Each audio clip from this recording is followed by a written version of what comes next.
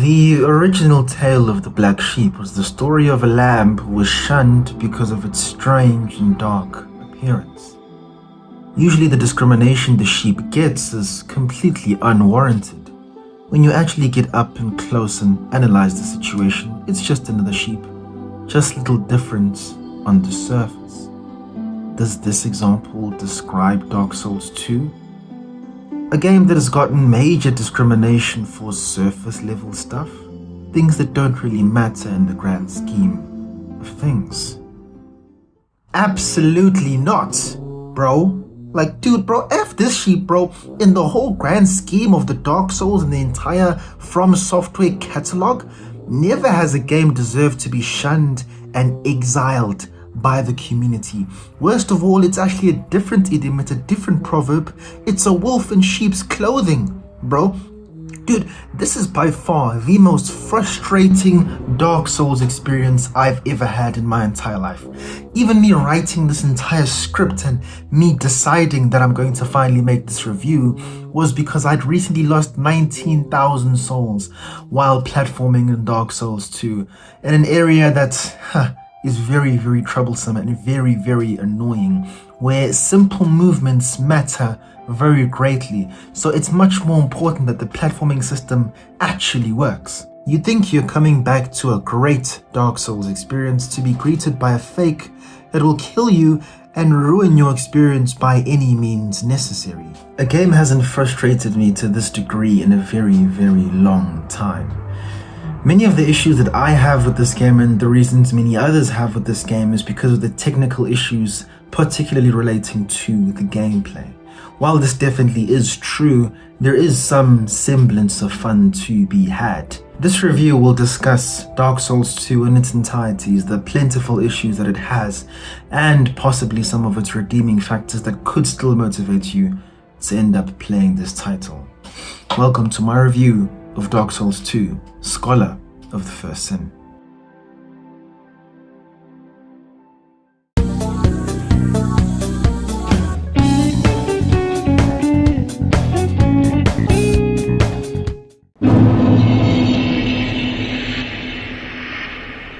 So the question that a lot of you guys are asking, like, what's going on? What's the situation? Is Dark Souls 2 just really that bad?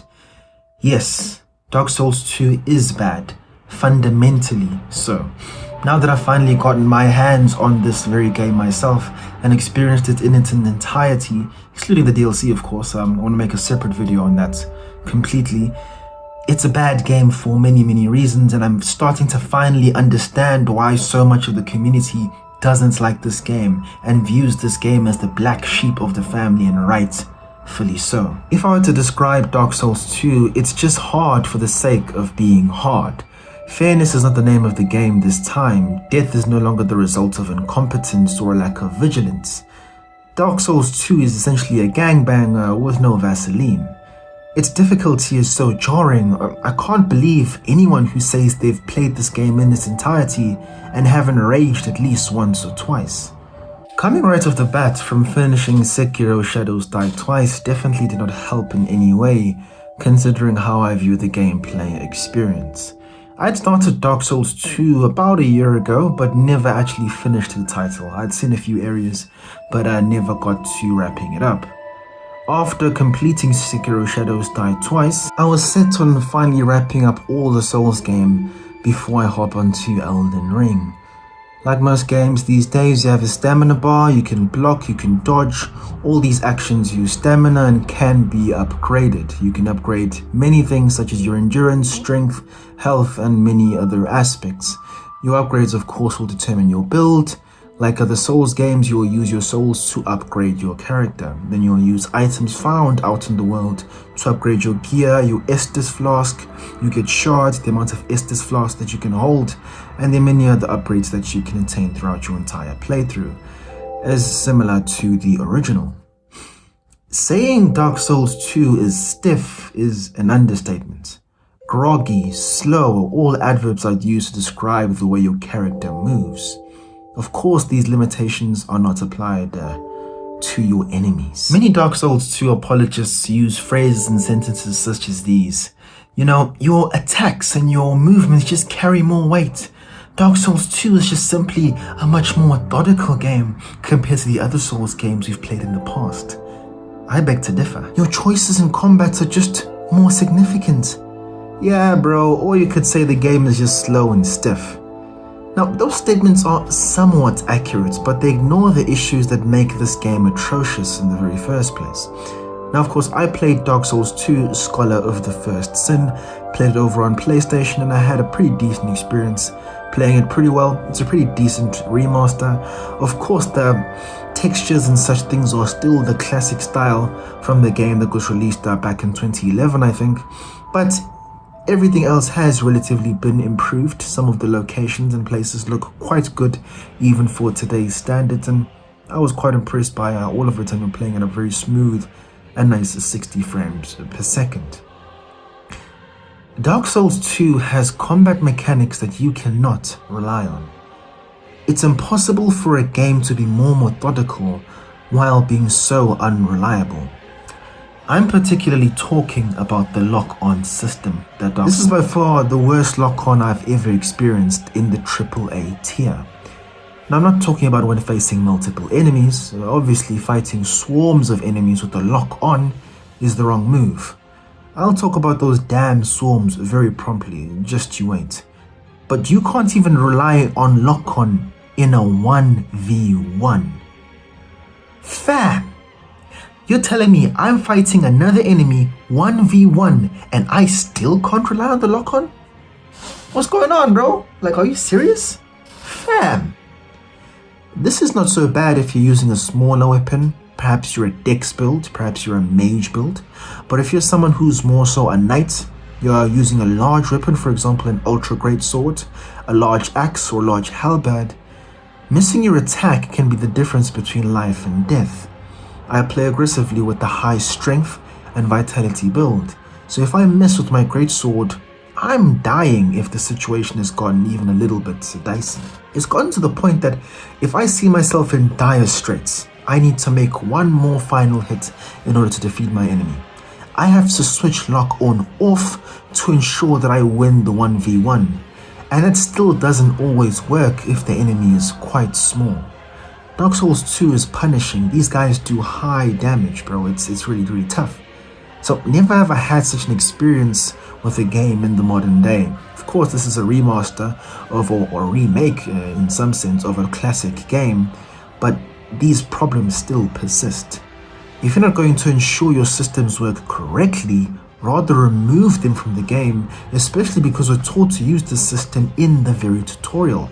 And I'll be honest, these are the type of tweaks and things you'd want or expect from a remaster or some sort of soft remake. These mechanical issues are things that need to be ironed out in the final release. If I think of another remake, Uncharted, the Nathan Drake collection, there are pretty much zero technical difficulties with that game. Other than the game's, particularly the first one, being a little bit broken in some areas, technically it is very, very crisp, and the biggest issue you have is that it's just a dated older game. There's nothing really else to it. But Scholar of the First Sin still has fundamental technical issues that could be mitigated with some changes. Of course, I'm not a game developer. I don't know how much time and effort that would take, but all I'm saying is that if you're going to put the time and effort into remaking or remastering such a famous title from a very famous game series, such steps need to be taken. Now, side note, I don't feel a lick of sadness for the bozos who don't switch lock-on off against multiple enemies. I've seen multiple complaints on videos and other players saying, oh, the game doesn't teach you to lock off against multiple enemies or bosses. I'm sorry, bro. That's just common sense. You should be able to decipher that, okay, if I'm facing multiple enemies, lock-on is obviously not the way to go, and I need to change my tactics from one to another. When you're using the locked on, it's like a dog is holding you back or something of that sort, like you're being held back by some sort of leash. This is a trade-off. You lose a portion of your mobility, but you're then fixed to all of your enemies' movements. People need to remember that lock-on is definitely something we use most of the time, but it is still a tool fundamentally. It's good in a lot of situations, but it's bad in others. I use lock-on all the time against groups if I have them following me in a straight line, for example. But if I'm surrounded, using lock-on is a recipe for disasters. The auto switch can really mess you up at times. But as I said, things can be excused. But missing your shots in a 1v1, for me personally, that shows that the system is greatly flawed and improvements need to be made soon. And I'm not talking about if your opponent rolls away or if they move or whatnot. No. These are instances where the enemy is standing completely still at times and my guy still misses even though I am locked on. It's even more frustrating because you're slow and methodical. Like bro, because of that, every single attack that I make needs to land or I'm gonna be messed up. Like bro, this isn't even a fast-paced game, but I'm still holding the L. Like, are you serious? This stiffness, of course, carries on to other aspects of the game, and I'm talking about the platforming. When you hold the sprint button, you do not run immediately. You will essentially start a little shimmy and then you'll start running. So there's like kind of like a 1 second or half a second delay before your character actually starts stepping. And this can really mess you up if you're being attacked by a platoon of enemies or you're trying to get away from a really dicey situation. This is a trend in every single action in the game, whether you're about to climb a ladder, open a chest, pull a lever. Now, of course, if you haven't played the game, you may think, this isn't too bad. Okay, it's a little bit slow, it's a bit stiff, it's an older game. It is what it is, bro. But it matters very much so because, as I've mentioned before, the sheer amount of enemies packed into every damn area messes you up completely. This reason right here. The enemies. The enemies are why Dark Souls 2 genuinely frustrated me so much. Not because they're particularly different. No, there are just too many blimbling bloody enemies attacking me all at once in small and confined spaces. You have a dude with low HP sniping me from across the map with an attack that pretty much chows half of my health. Then you've got the entire armada swarming me as you try and run for the next bonfire, bro. The amount of rage moments I had personally was surprising. You know, I'm generally a calm guy, but this game can genuinely break a lot of people.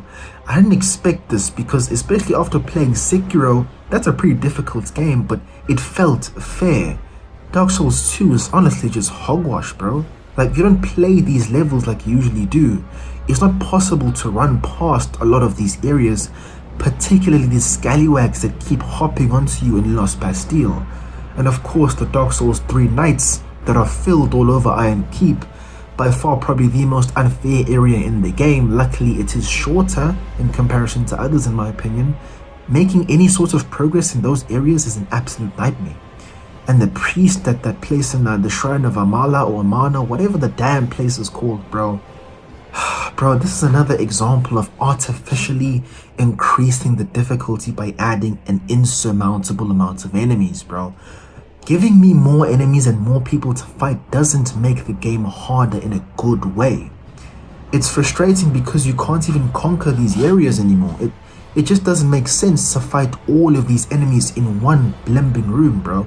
Because if you stop, the whole squad is going to dunk on you as soon as you stop running because these guys move and pull up to you with pace. This is obviously worse on boss runs. You know, I've died a ridiculous amount of times trying to beat the smoldering demon in the Iron Keep and the ruined sentinels in Lost Bastille, bro. Like, bro, it's genuinely really frustrating. And don't be like attacking me in the comments saying, oh, sounds like a skill issue to me, bro. Maybe need to get good. Bro, get the hell out of here, bro. I'm a gaming veteran. I've been playing for over a decade, playing pretty difficult games and different type of genres, everything. There's no genre or type of game that I shy away from. And I've played other Souls games and from other developers that have tried to emulate this type of formula. Dark Souls 2 is just hard for the sake of being hard, and it's not executed in a way that's rewarding or in a way that feels fair in any way. It's just gangs of squads hopping and piling on top of you, and you expect to still have a great experience after all of that hogwash? Come on, bro. How in the world is a game being methodical when they're tossing and piling up 10 enemies all in one small confined room, and inside that bunch of 10 enemies, there are 2 exploding guys which completely blow you out of the water, they stun you, it chows half of your health, by the time you get up, the other exploding guy is pulled up, or one of the 10 guys surrounding you has pulled up ready to shiv you in your ribs. Bro, what? And you're telling me this is a skill issue? This is somebody who lacks vigilance? There isn't a way to properly conquer or deal or remedy these issues correctly. So now add all of these frustrations that I've previously mentioned to you. Now you're trying to make progress in the current level that you're in. It takes 2, 3, 4, 5 seconds for you to open a chest, to pull a lever, to climb a ladder. By the time you actually even make a decent amount of progress on that bloody ladder, the gang squad have caught up to you, they're hitting you, you've now fallen off your ladder, and now you're dead. Your progress is being continuously stopped for rubbish reasons. And you may be saying, hey bro, this doesn't sound too bad, maybe I'm just making a meal out of it. No, after your 4th or 5th run in that particular area, and you have to go through this rubbish all over again after struggling through so many areas, you've reached your breaking point, dude. You've honestly reached your breaking point and you've simply just had enough. All of this made me actually not enjoy exploration a lot of the time. This is sad because this is what I enjoy most about Souls games, exploring and conquering the land. And in this game, that is just simply not possible. Now the enemies are actually pretty good, they're well designed and quite varied. But as I said, there's just too many of them all at once.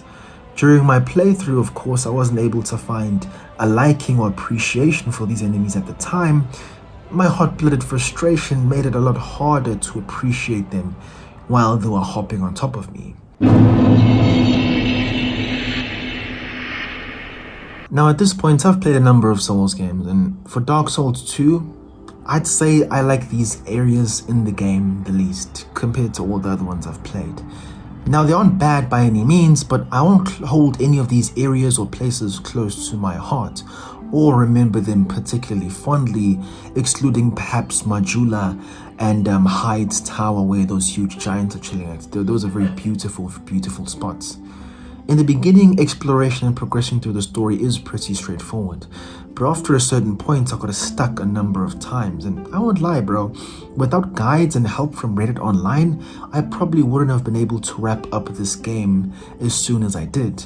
Even the way to start the DLC is honestly pretty intricate just for you to find the keys and all the items that you need to do to be able to continue with the DLC. Compared to the other games, in my opinion, they failed to show the player which way to go next, such as finding the route to one of the old souls, found only through backtracking and by helping a certain character. I looked for hours before I eventually gave up and looked for the next step online. This is quite strange and possibly frustrating because I'm a very thorough player as well. So being stumped was something unusual to me after playing so many of these types of games.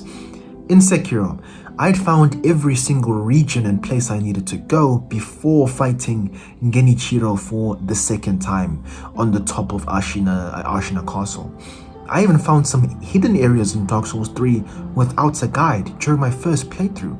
I take my time and I look for everything. So I'm not saying give us a map or give us everything on a silver platter. No, that's not what we play these Dark Souls games for. But there is a way to construct the world in a way where it's more visible for us to find our next objective. And thankfully this problem doesn't persist in their future projects. So I'll be honest, the chances of me going for a new game plus, pretty low. It's sad because even though I finished the game, I'm talking about the vanilla game, the main story, and I've finally defeated the final bosses, it's not because I was enthralled by the game at all. I also wanted to prove a point. I just wanted to finish what I started. By the time I reached Lost Bastille, I knew that, okay, I've got to make a video review on this title right here. It's getting ridiculous.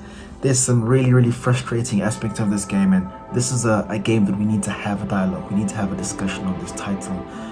Yeah, I just needed to make this review, and it's disappointing because there are aspects of the game that are good, but the bad really just outshines everything. The substance and the structure is there, but there are too many issues that hold this entire experience back. The music in Dark Souls 2 is decent, not as good as Dark Souls 1, not as iconic, but it definitely is serviceable. From every single aspect, including the music, Dark Souls 2 is very different from the original, for better and for worse in some areas. The user interface is solid. If you've never played an RPG before, this will be a pretty hard game to wrap your head around. Dark Souls and FromSoft games are games I definitely wouldn't recommend you playing if it's your first time or it's your first time being exposed to the RPG genre. These games are known for player choice being intricate, having a lot of player choice in the way you tackle combats and tackle the story and the choices you make and how they mold the entire world. If you haven't played an RPG before, you should avoid the Souls games as an entirety. I know some people might disagree with that, but I think there are better games that will get you into the mix of things without too much pressure, because add in the really exuberant difficulty that most gamers aren't really used to in most titles, and add in this really intricate system that you don't really understand, that you're probably going to need some sort of guide or visiting Reddit to get a full understanding of. It's just better to start somewhere a little bit more relaxed and more humble for your stomping grounds. From understanding your upgrade routes, your carry rates, your gear, your souls. Of course, if you're used to RPGs, it's all good, but the only difference would be that if you die here, you're definitely going to lose some of your progress. In comparison to other RPGs, you really don't die that much, to be absolutely honest, bro. Like, most RPGs, if I'm being honest with you, are actually quite easy. In Dark Souls 2 in particular, death is 100% part of the game, bro. Like, looking back, I barely ever died while playing any Bethesda games such as Skyrim, Fallout, or even The Witcher 3 and Kingdom Come Deliverance, bro. Yeah, you're not really punished too badly in those games. The only time you genuinely feel punished when playing one of those RPGs, if you die and you haven't saved maybe like in the past 2 hours, and of course you forget to save because the chances of you dying is pretty low. Oh, and the question you may ask is, okay, what's the reward for all of this exploration you're going to be doing in Dark Souls 2? Forgettable and mediocre bosses. Like, bro, I'm not even hating at that point, bro. These bosses are so forgettable, so easy. Like, definitely the worst bosses I've ever interacted with in a Souls-like game. And I'm comparing it to games and developers that aren't even Souls or who aren't from software. I'm talking about Team Ninja. Neo has better bosses than these guys, bro. Like, I don't know what in the world happened. Neo has better mini bosses than Dark Souls 2, bro. They definitely lost the plot in this aspect of the game. And of course, there's one boss in particular that points out another significant part of why the combat model is so significantly flawed: the hitboxes. It's not looking good, Bev. It's not looking good. Hey, bro, come on now, dog. Come on, man. The hitboxes in Dark Souls 2 are absolutely ridiculous. And if you're somebody who frequents YouTube and frequents the Dark Souls community in the internet space, you've probably seen this clip or clips like this before, complaining about the completely atrocious hitboxes. The issue is that in Dark Souls 2, there is a good game beneath all the janky manure. I genuinely feel sorry for the people that worked extremely hard on this game. While not the best, the art, the designs, the music, the level designers all worked extremely hard and deserve their props. But these fundamental systematic issues deeply shift the way in which gamers will experience this game. Even trying to come to a final rating for this game was actually quite difficult, more so than for any game I've ever played in my life. Why? Because this game has really good aspects to it. It's still a Dark Souls game, but the cracks in the code can really just leave you sour as a consumer. This game has earned its title as the black sheep of the family for good reason. So what is my final rating for Dark Souls 2? I'm giving it a 6.5. It's not a bad game. There are aspects of the game that are genuinely bad, but there are redeeming factors that when you actually play it, you'll be able to see and appreciate. Yeah, while it's bad and the issues to it, I'd still prefer playing Dark Souls 2 to playing another generic open world game and completing or finishing a couple of outposts. That's just my simple take on the title, and yeah, that's just how I feel about it. I will definitely be releasing a Dark Souls 2 DLC review for all of the DLC in a video that follows. I've heard nothing but good things. I've heard that Dark Souls 2 actually has the best DLC in the entire franchise, so I'm interested to find out if that is true. I've played a little bit of the Sunken King DLC. Personally, I'm not too impressed, but more is to come. So stay tuned, guys, and take it easy, gents. Explicit Sage, I'm out.